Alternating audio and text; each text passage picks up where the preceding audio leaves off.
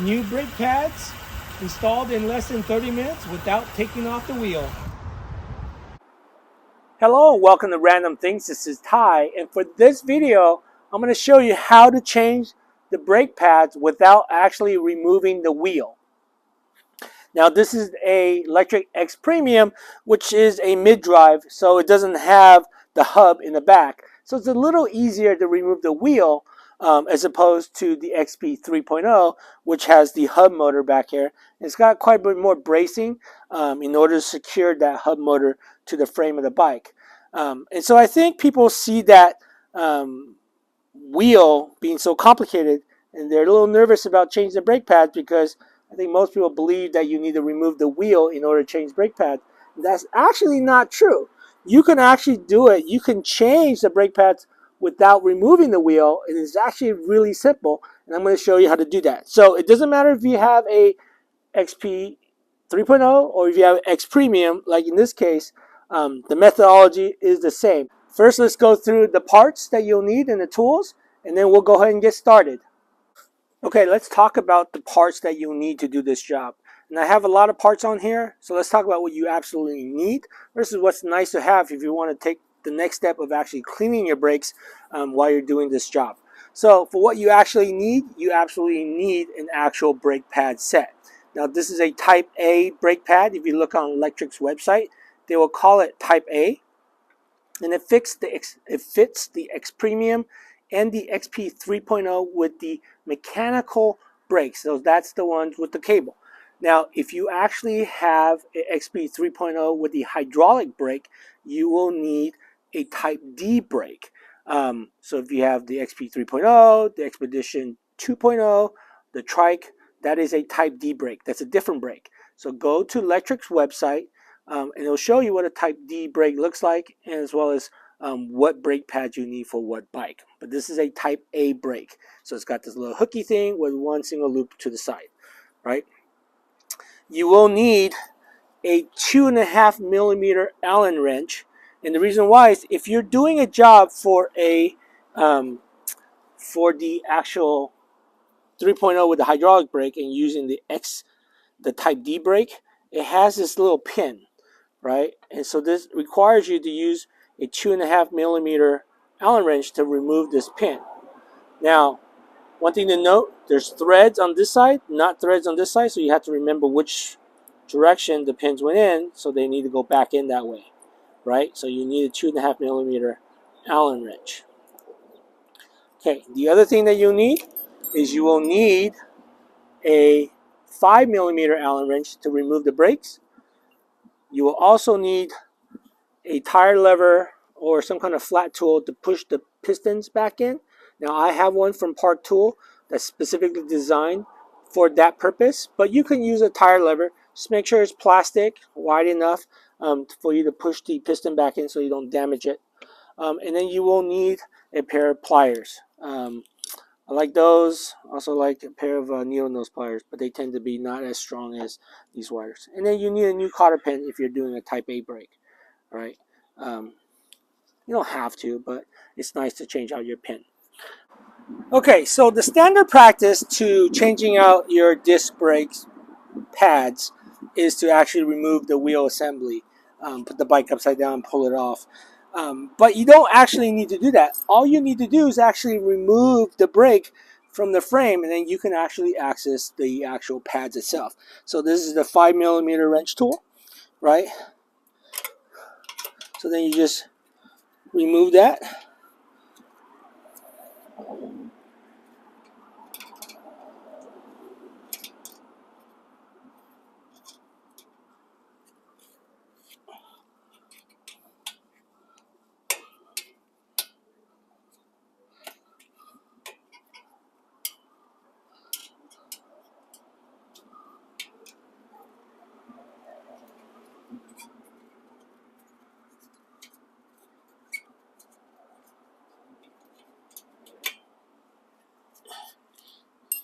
And now the brake pad just comes right off. You just kind of hang it right here. Now, you have a zip tie that kind of holds the brake cable so it doesn't kind of get caught up in the spokes itself. You could try to cut that to give yourself a little bit more room. So that's what I'm going to go ahead and do.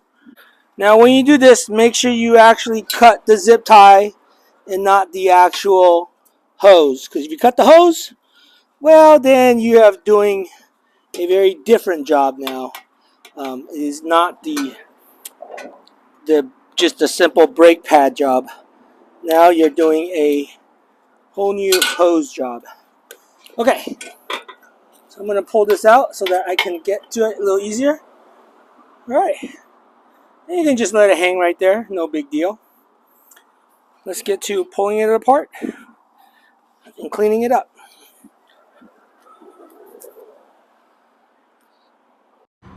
Okay, now that you removed the brake assembly from the disc rotor, you want to straighten out the cotter pin, right? And I didn't mention that you need a pair of pliers, but you need a pair of pliers so that you can grab that pin and straighten it out. And then once you straighten out that pin, then you can pull out the pin. Okay? Now once you pull out the pin, that will let you pull the brake pad assembly out. Just like that. Pull it out from the top. Right? So now you can see the actual calipers, and you can see that one side is pushing out, the other side is not pushing out. So what we're going to do is we're going to clean that real good and then put our new brake pads in.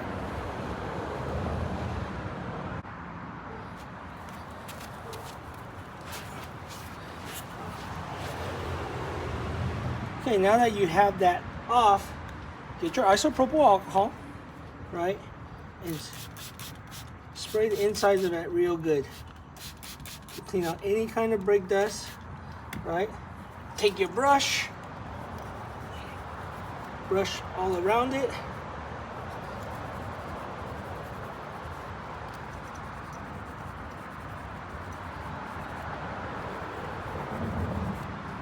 Right? Take your rag and just run it through. You know, it's like flossing. You want to floss that real good. And clean your brake pads, or actually your brake calipers or pistons. Right? And the reason why we use alcohol, not WD-40, we don't want an oil base. If we get oil on the disc rotors and somehow that transfer onto our new brake pads, then the brake pads are going to squeak and they're going to scream and you're going to hate it. Okay, so make sure you use alcohol.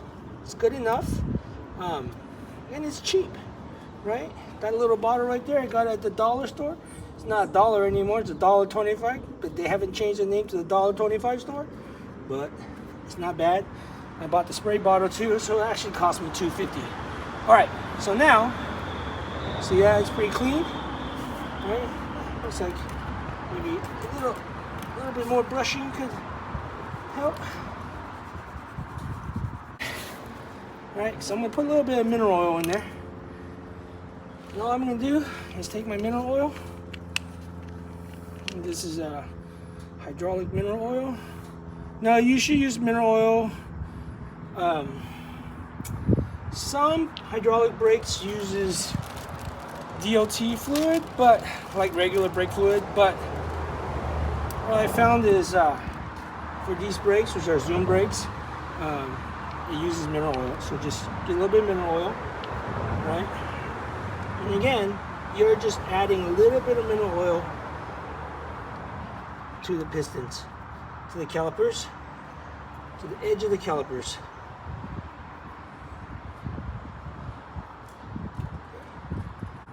Now I'm going to push the piston back in again. All right, see how it's sticking out that far? I'm going to go ahead and push it back in again with my tire lever.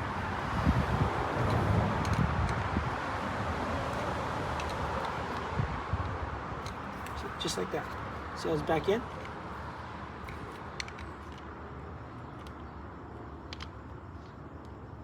Just do it evenly so you don't get it cockeyed.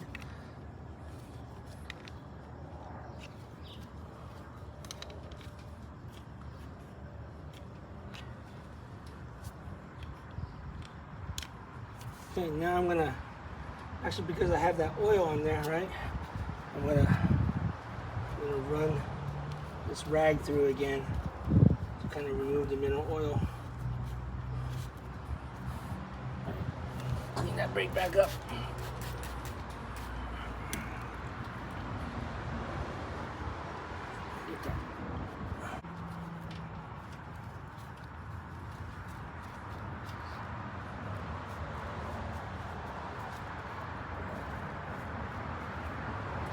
All right. Okay. Now that we have that, let's go ahead and put the brake pads back in. Right, for these particular brakes, the hole is on the back side of the brake, right?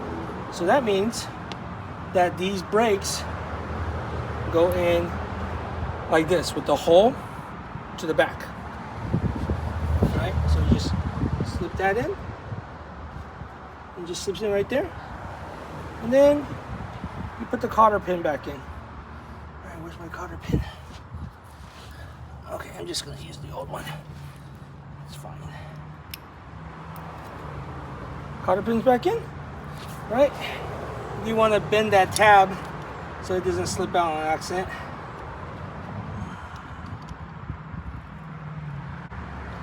Okay, that's good enough, as long as it doesn't slide out, right? And then we're gonna put this back.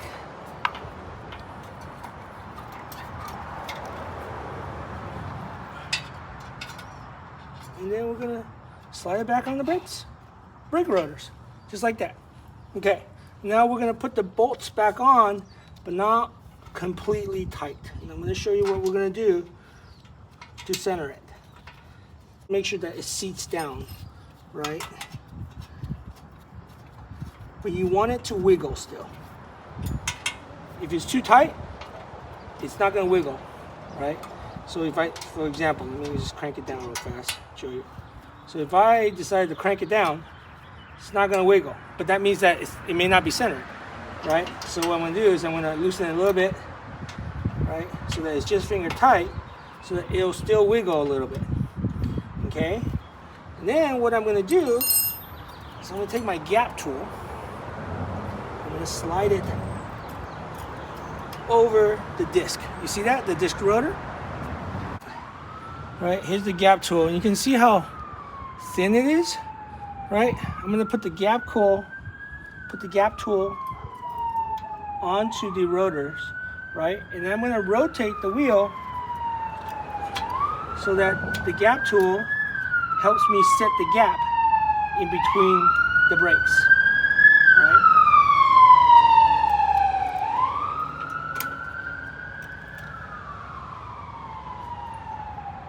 Okay, so now that the gap tool is in there, you can see that.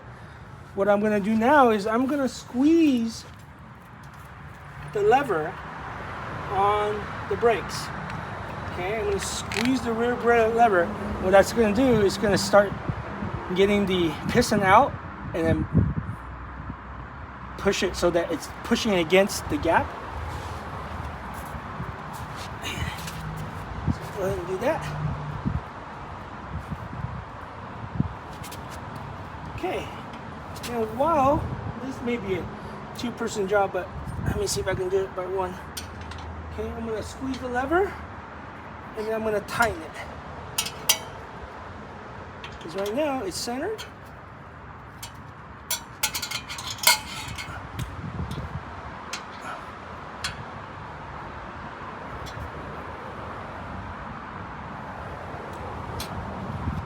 So now that that's tight, let's go ahead and pull that gap tool back out. All right. There you have it. New disc brakes with the gap tool, and it's not rubbing.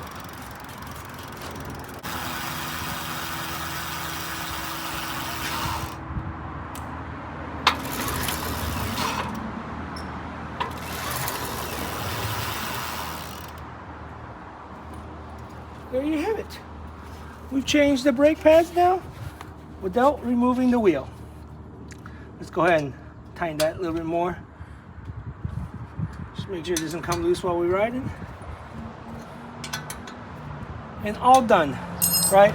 So if I wasn't filming, I can probably do this change in about, I don't know, 15, 20 minutes. If this is your first time, it may take you a little longer, maybe 30 to 45 minutes. But really, trust me, it's not that hard. Anybody can do this. Okay, there you have it. All right.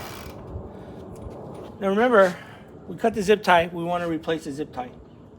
Now, one of the things you need to do with new disc brakes, brake pads, is that you want to bed them. Okay, bed, B-E-D, right?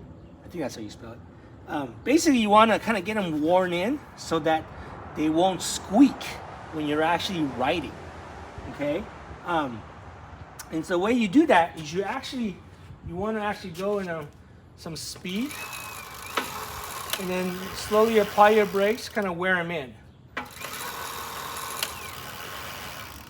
And you really should do this out on the street where you have more momentum and more weight that is trying to stop, right? Because right now it's stopping real easy because there's no weight. We're not actually trying to stop my body weight.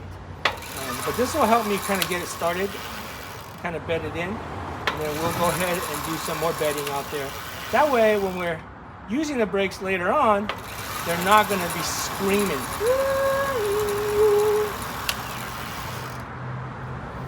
Okay, so that's it. So with that, I hope you found this video helpful. If you did, please hit the like and share button. If you're not a subscriber, please subscribe. That would really help me out. As always, thank you for watching, and I'll see you on the next random video. Okay, so that's what you absolutely need. So what is it that you want to have if you're going to take the next step and actually clean your brakes? So after you remove your brakes, you will see that your piston calipers are pushed out and they're very dirty, right? So there's a lot of dust buildup here. And so what you will need is you will need a spray bottle of spray alcohol.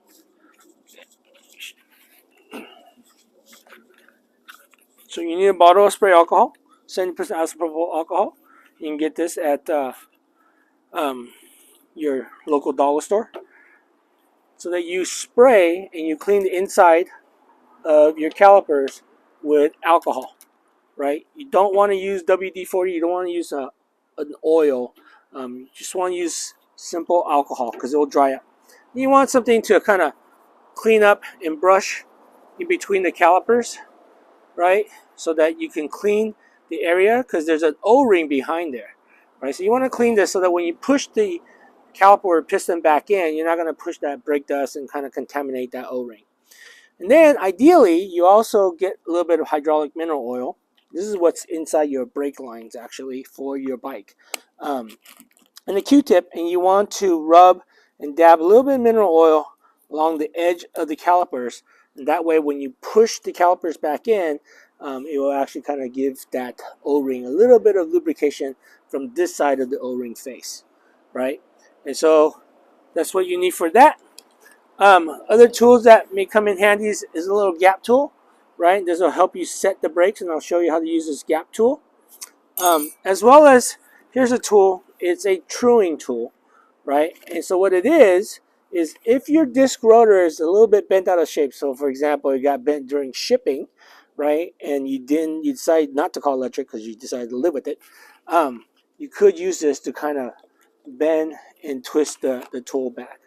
I have another tool here. Here's another tool to help you kind of open up the brakes, but this is rarely used in this particular case. Okay, so that's the actual tools. Now, there's always the question is, when do I change the brakes? Well, here's the technical answer. The technical answer is when the brake pads, if you actually put a caliper onto the brake pads, it should be brand new pads, 4 millimeters outside face, right? However, once you wear it down by 1 millimeter so that the distance when you measure it by the caliper is 3 millimeters, it's time to change your pads. Now sometimes this spring will start rubbing against your rotors and you start hearing it, just like, you know, sometimes car brakes have that feature too, and that's also time to change your pads. But that's not always the case. So what it comes down to though is, you know what?